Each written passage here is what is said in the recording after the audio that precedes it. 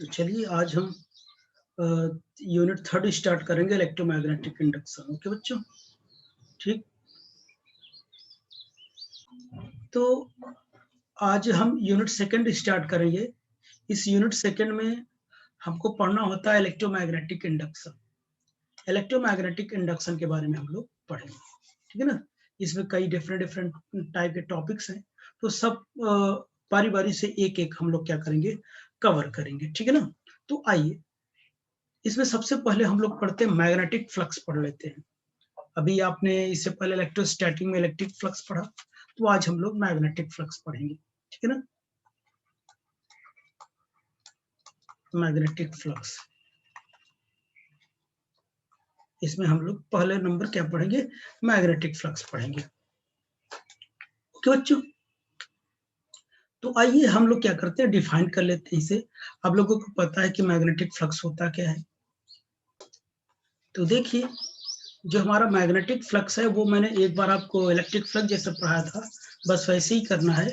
Magnetic flux क्या होता है बच्चों, the magnetic flux through any surface placed in a magnetic field is the total number of magnetic lines of force crossing the surface normally। अगर कोई क्या है, surface है, मैग्नेटिक फील्ड में रखा है, अगर जितने उससे नंबर आप मैग्नेटिक फील्ड लाइंस क्या करेंगे, नॉर्मली पास करेंगे, उसी total number of magnetic field lines को हम क्या बोलते हैं, मैग्नेटिक फ्लक्स कहते हैं। अच्छा, इसे और क्या करते हैं, it is measured as the product of component of the magnetic field normal to the surface and surface area. यानी कुल मिला के ये क्या है, मैग्नेटिक फील्ड और क्या है, और ना वो सरफेस एरिया के प्रोडक्ट को हम क्या बोलेंगे, मैग्नेटिक फ्लक्स कहेंगे। और इसको हम किससे रिप्रेजेंट करते हैं, फाई आर फाई नॉट से रिप्रेजेंट करते हैं। तो अगर मैं कहूं, अगर मैग्नेटिक फील्ड हमारा क्या है कि बी है, मैग्नेटिक फील्ड बी है और सरफेस एरिया कितना ए है, तो हम इसको इस टाइप से लिख सकते हैं, यानी product of magnetic field and surface area. ठीक, वहां क्या पढ़ते थे आप लोग, याद करो, ई डॉट डी एस पढ़ते थे इलेक्ट्रिक फ्लक्स में, phi will be equals to E dot A पढ़ते थे। ओके बच्चों, तो यहां पर देखिए, इतनी बात हो गई, तो हमने इसको स्केलर फॉर्म में लिख दिया। तो यहां पे देखिए, मैं कुछ फिगर्स बनाता हूं। अगर मैं कहूं, अगर जो मैग्नेटिक फील्ड है तो नॉर्मल जो नॉर्मल से कोई एंगल बना रहा हो, तो उसके लिए हम क्या करें, if field P is makes angle theta with the normal से अगर एंगल थीटा बना रहा है, तो देखिए इधर,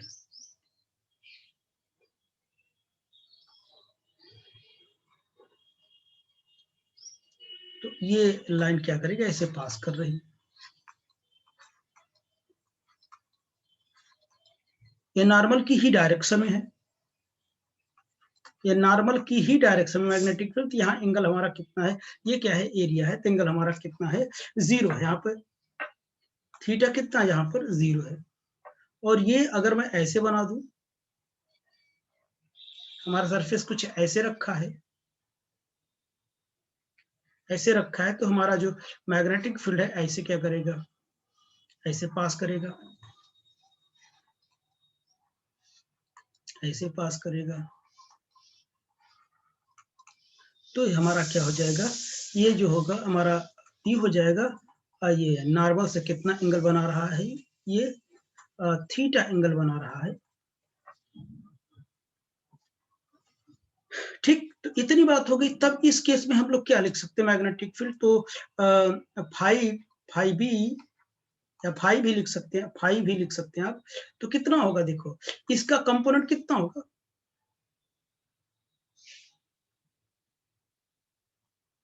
इसकी तो एरिया कितनी होगी हमारी ए, इसका कंपोनेंट इधर कितना होगा, बी कॉस थीटा हो जाएगा ना। है तो वही लिखा ना, क्या लिखा, प्रोडक्ट ऑफ क्या, product of magnetic field and क्या, एरिया। अब ये मैं लिखूंगा, यानी बी कॉस थीटा इंटू मैं ए लिखूंगा, तो phi will be equal to B A cos theta हो जाएगा।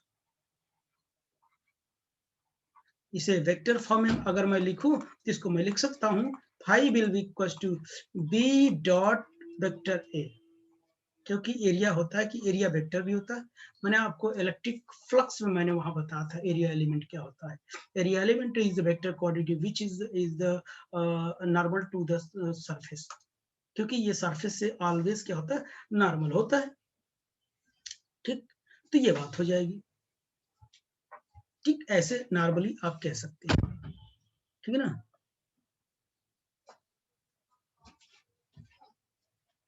तो ये की जो डायरेक्शन होता है हमेशा नॉर्मली आउटवर्ड डायरेक्शन में होता है। ठीक, यहाँ मैं लिख देता हूँ line,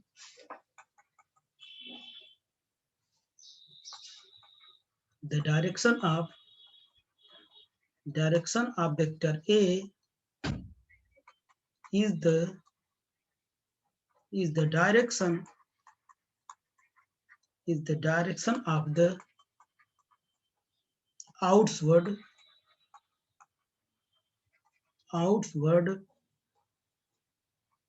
drawn from to the surface, drawn normal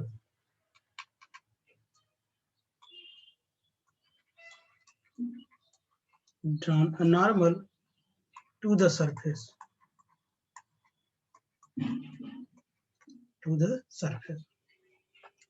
ठीक। तो चलिए, अगर मैं जनरल फॉर्म में लिखना चाहूँ, स्मॉल एलिमेंट के लिए लिखना चाहूँ, और पूरे सरफेस का अगर इंटीग्रेट कर दूंगा तो हमको क्या मिल जाएगा, पूरे सरफेस के लिए आ जाएगा। तो उसके लिए देखिए हम क्या करते हैं, इस टाइप से भी हम लिखते हैं। कोई ये बॉडी है, यहाँ पे मैंने कोई एरिया कट कर लिया, इसकी एरिया डीए है, स्मॉल एरिया है, ठीक। तो इसका जो मैग्नेटिक फ्लक्स है इधर की ओर क्या कर रहा है, पास कर रहा है, मैग्नेटिक फील्ड लाइंस, ठीक है ना। यहाँ से इंटर किया और यहाँ क्या किया, पास किया, ऐसे इधर से पास किया, यहाँ से निकल जाएगा, इधर से पास किया और इधर से निकल जाएगा। और इसका ये क्या है, नॉर्मल है, क्या है, नॉर्मल है, ठीक, नॉर्मल है। और इसके साथ कितना एंगल थीटा बना रहा है, ठीक। तब बताइए इस एलिमेंट के मैग्नेटिक फ्लक्स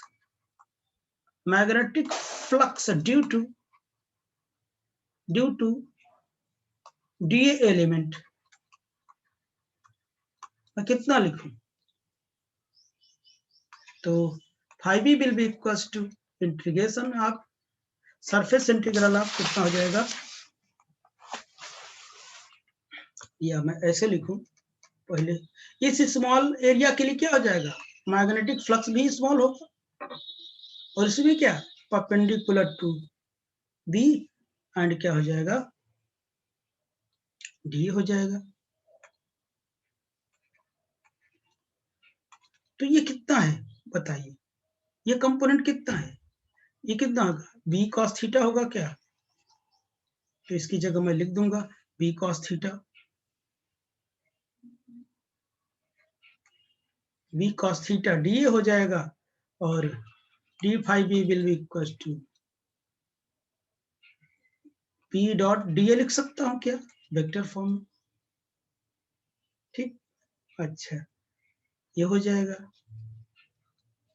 ऐसे मैं लिख सकता हूं। अच्छा,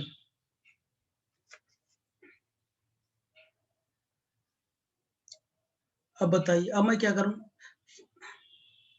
the flux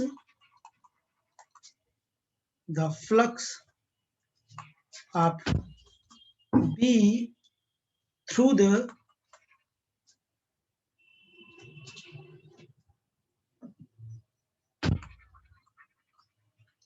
the whole area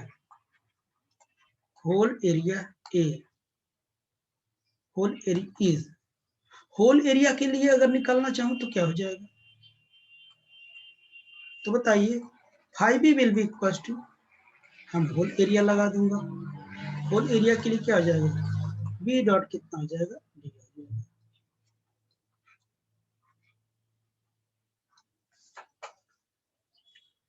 okay बच्चों, यहां तक की बात हो गई, इतना आप लोग जानते हैं, बस नॉर्मली है, कुछ है नहीं इसमें।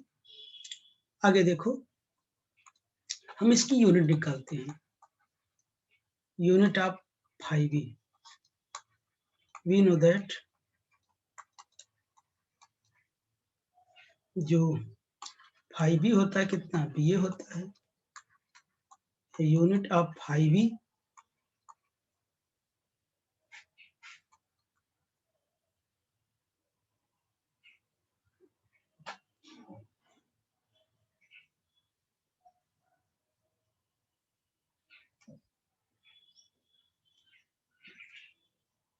Unit of 5b will be equal to कितना हो जाएगा, यूनिट ऑफ b इंटू कितना, यूनिट ऑफ a,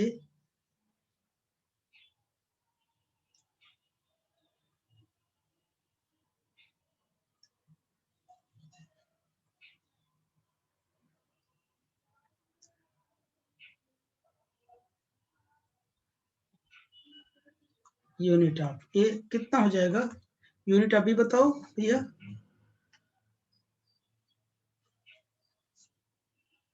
ये बताओगे, बेटा, टेस्ला। हाँ टेस्ला,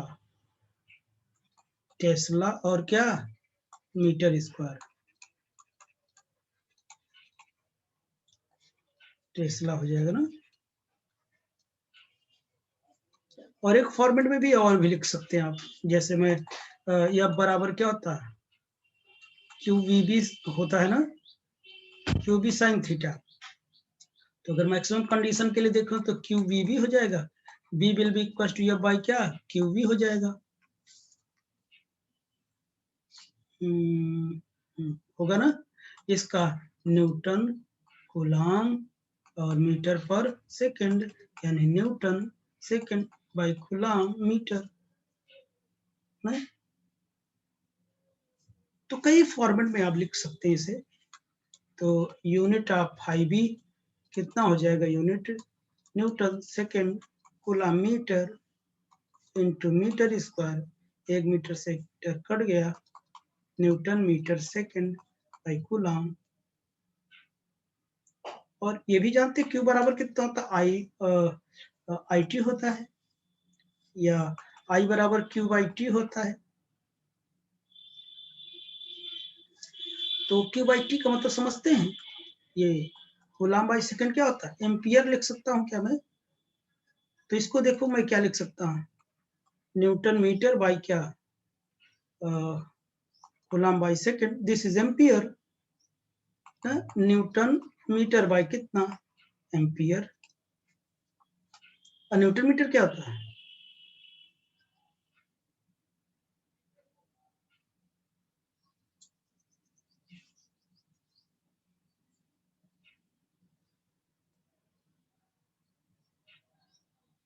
बोलो, जूल नहीं जानते हो क्या,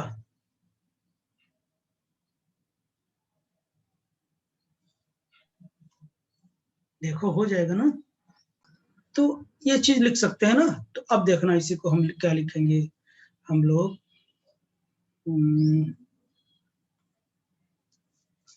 तो यूनिट ऑफ फाई कितना हो जाएगा, यूनिट ऑफ फाई बी कितना हो जाएगा, जूल पर एम्पियर हो जाएगा, एक यूनिट ये भी मिली, एक यूनिट और मिली, और एक यूनिट और होती, यूनिट ऑफ फाई बी कितना हो जाएगा, वेबर का नाम सुने हैं ना आप लोग,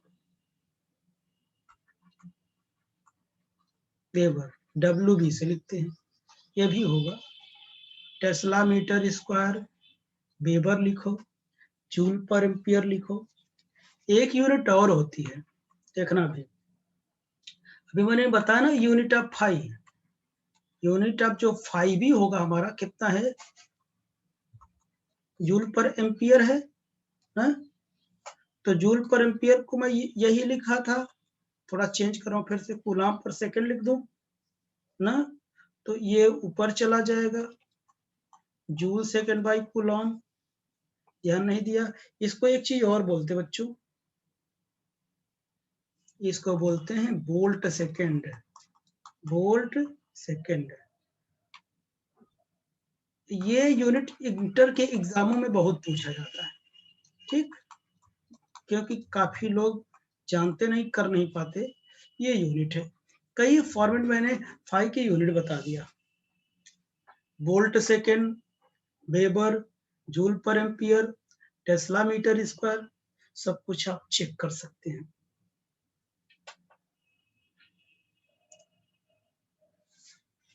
इतनी बात हो गई ना, तो चलिए हम लोग आगे देखते हैं।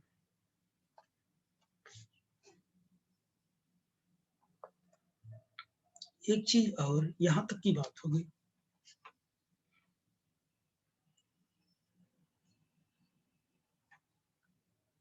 तो ये एसआई यूनिट थे, ठीक है ना, एसआई यूनिट। एसआई यूनिट में क्या था, एक weber will be equal to कितना था, 1 tesla metre square. SI unit था, वेबर टेस्ला एसआई यूनिट थे, ठीक। तो ये सीजीएस यूनिट में क्या था, सीजीएस यूनिट में, सीजीएस यूनिट में जैसे क्या है, मैक्सवेल हो गया, गास हो गया,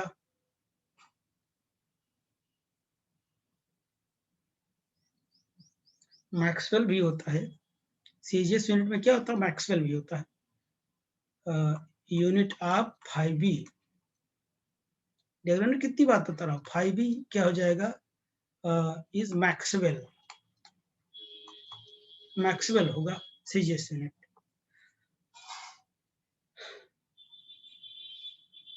तो एक मैक्सवेल कितना हो जाएगा पता है, एक मैक्सवेल होता है 1 Gauss, 1 Gauss into centimetre square, centimetre square.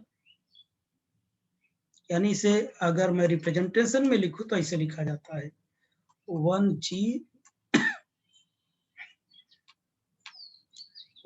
cm square,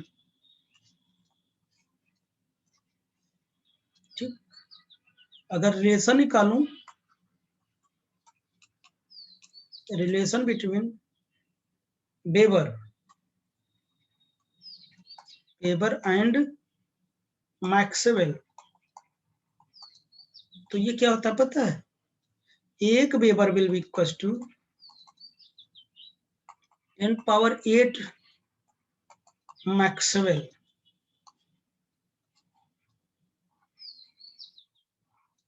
एक weber will be equal to क्या होता है, 10 पावर 8 मैक्सवेल होता है। ओके बच्चों,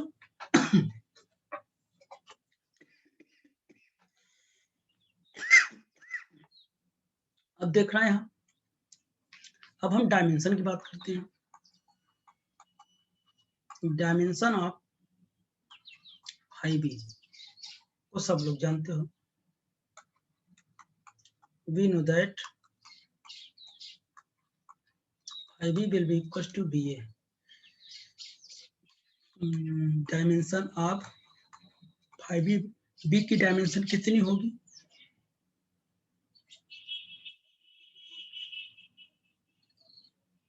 b की पहले आपको निकालना पड़ेगा, कहां से, या will be equal to QVB sine theta से p की डायमेंशन निकाल लो, ठीक है ना। तो आप लोग यहाँ से निकालोगे, तो मैं डायरेक्ट लिखता हूँ ml2 a-1 और t-2, ये इसकी डायमेंशन आएगी। हाँ बोलो बेटा। सर प्राची को ऐड करिए। ठीक कर लिया।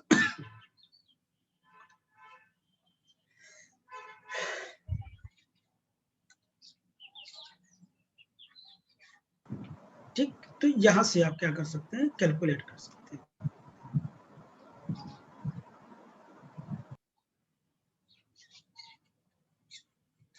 यहाँ से आप Q V B sine theta, यहाँ से भी निकाल लोगे ना आप लोग, भी निकालो, एक का मीटर स्क्वायर होता तो रख देना, यहाँ से सिंपली आप ऐसे निकाल सकते हैं ना, Q Q V sine theta की कोई होगा नहीं, तो ये डायमेंशन रहा मेरा।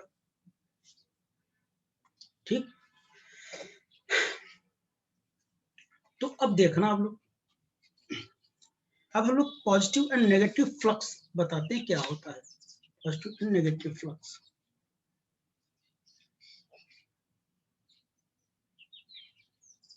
आगे चले, positive and negative flux.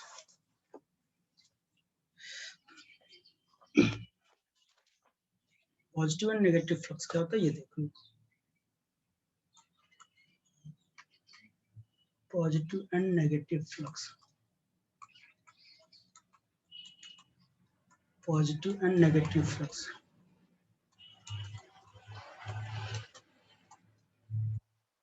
Positive and negative flux. तो पॉजिटिव एंड नेगेटिव फ्लक्स होगा तो देखना क्या होगा। पॉजिटिव क्या होता है कि अगर ये कोई हमारा एरिया है, कोई सरफेस है, सरफेस से अगर मैग्नेटिक फील्ड हमारा क्या है, नॉर्मल की डायरेक्शन में जा रहा, तब थीटा कितना होगा हमारा, 0 होगा, और इसका मतलब फाई क्या होगा, पॉजिटिव आएगा। तो ये ऐसे फ्लक्स को हम क्या बोलेंगे, पॉजिटिव फ्लक्स कहेंगे। अगर हमारा क्या है, ये एरिया ए है, अगर मैग्नेटिक फ्लक्स इधर है और नॉर्मल हमारा इधर है, इनके बीच का जो एंगल है वो कितना है, पाई है, तो इससे क्या होगा, थीटा पाई होगा, और जब फाई निकालोगे तो आप क्या आएगा, नेगेटिव आएगा, नेगेटिव आएगा। तो ऐसे फ्लक्स को हम लोग क्या बोलते हैं, negative, this is negative and this is positive flux. Okay, क्योंकि वैल्यू रखोगे तो 90 से ग्रेटर हो जाएगा तो वो माइनस में आ जाएगा। तो एक चीज और,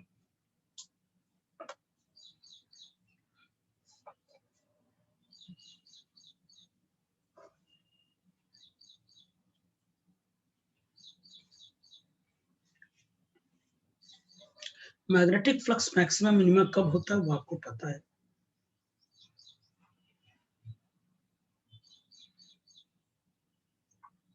ठीक, वो तो जानते हैं आप।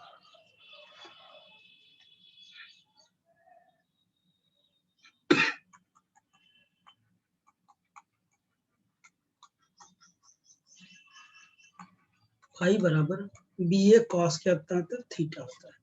ठीक, ये क्या हो जाए, थीटा कितना हो जाए, 0 हो जाए, तो five pi B will be equal to कितना हो जाएगा, बी ए कॉस 0 हो जाएगा, ये 1 हो जाएगा, फाई भी क्या हो जाएगा, मैक्सिमम हो जाएगा।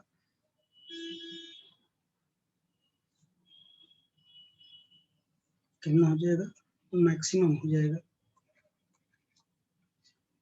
ये ऐसा कब होगा, जब कोई हमारा ऑब्जेक्ट है, कोई सरफेस है हमारा, और ये मैग्नेटिक फ्लक्स ऐसे पास कर रहा है,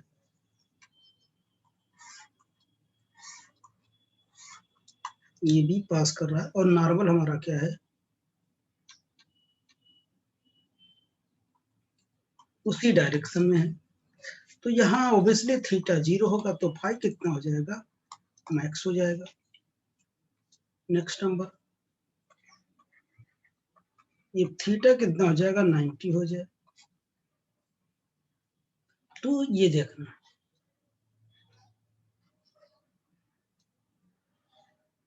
ये कोई हमारा सरफेस है, मैग्नेटिक फील्ड ऐसे पास कर रहा है,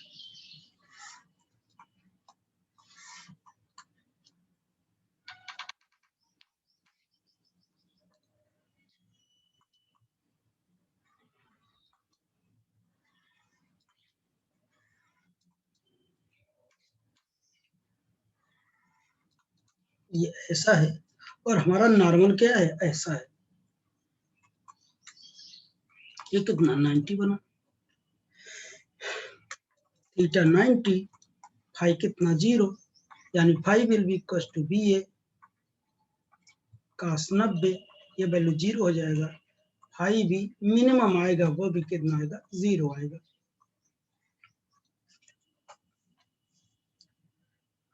बच्चों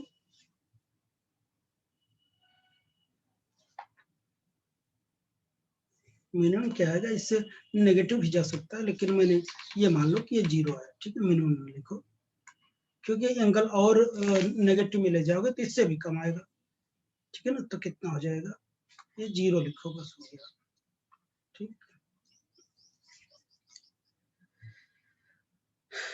तो आई होप कि आपको ये समझ में आया होगा। अच्छा, एक चीज और ध्यान में है मेरे, मैग्नेटिक फ्लक्स डेंसिटी क्या होता है। Magnetic flux density, magnetic flux density, जो मैग्नेटिक फ्लक्स डेंसिटी क्या होता है, यानी the magnetic flux per unit area is known as magnetic flux per unit area is known as magnetic flux density. Magnetic flux density,